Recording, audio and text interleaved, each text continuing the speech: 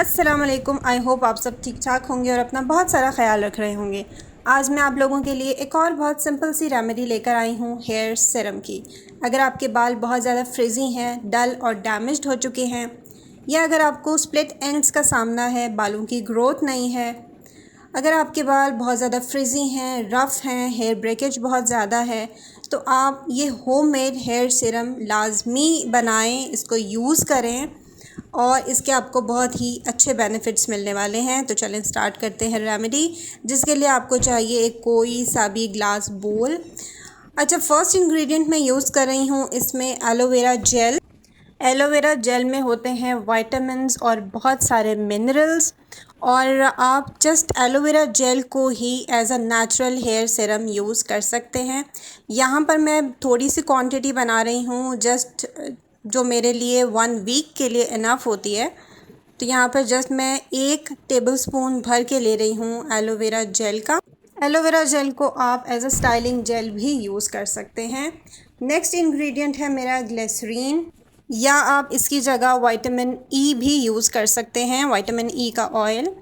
अच्छा, ग्लिसरीन आपके बालों को नरिश करता है, कंडीशनर प्रोवाइड करता है, बहुत ही सॉफ्ट बनाता है, एंटी फ्रिज है ग्लिसरीन, क्योंकि यह हमारे बालों में जो मॉइस्चर है उसको लॉक इन कर देता है।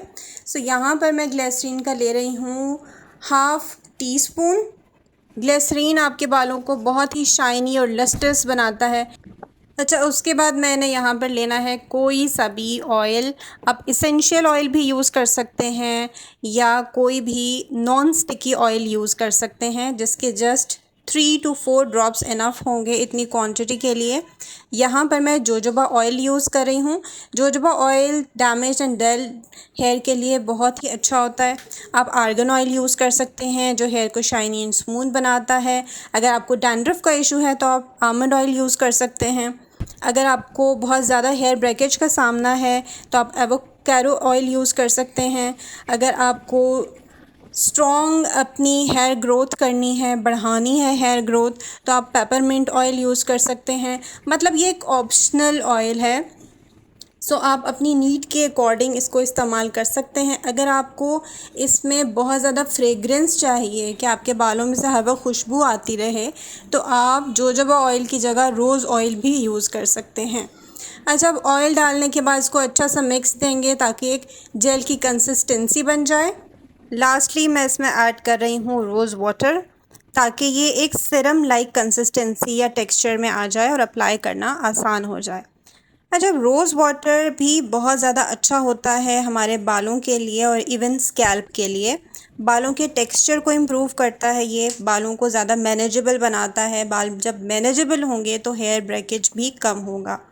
फिर अगर आपकी स्कैल्प इरिटेटेड है तो ये आपकी स्कैल्प को भी काम करेगा, सूद करेगा। बहुत ज़्यादा इफ़ेक्टिव होता है ये हेयर ग्रोथ को प्रमोट करने के लिए।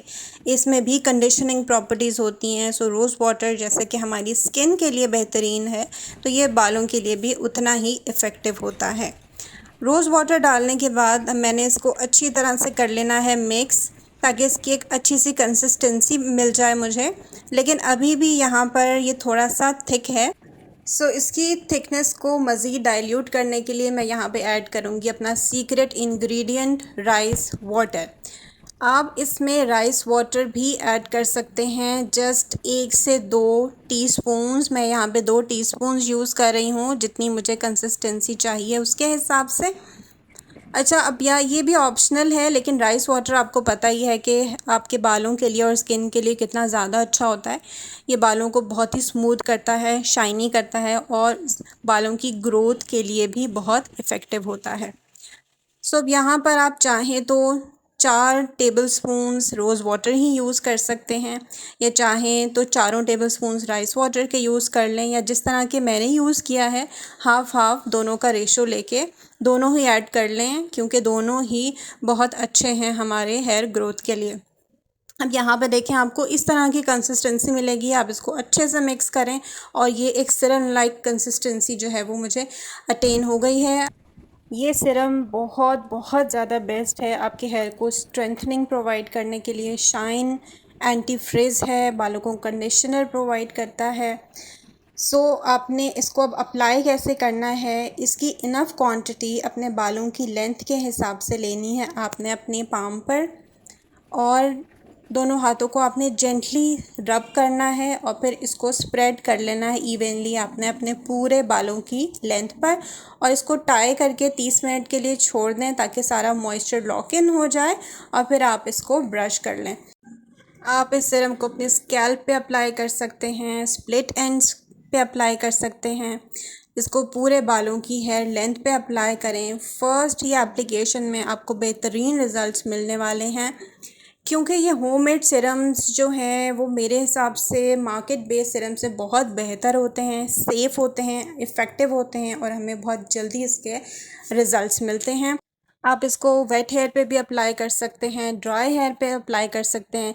इजीली बालों को डिटेंगल करता है, हाइड्रेशन प्रोवाइड करता है और बहुत बहुत बेहतरीन है। वीडियो पसंद आई हो तो लाइक करें, मेरे चैनल को सब्सक्राइब करें। अपना बहुत सारा ख्याल रखें। अल्लाह हाफ़िज़।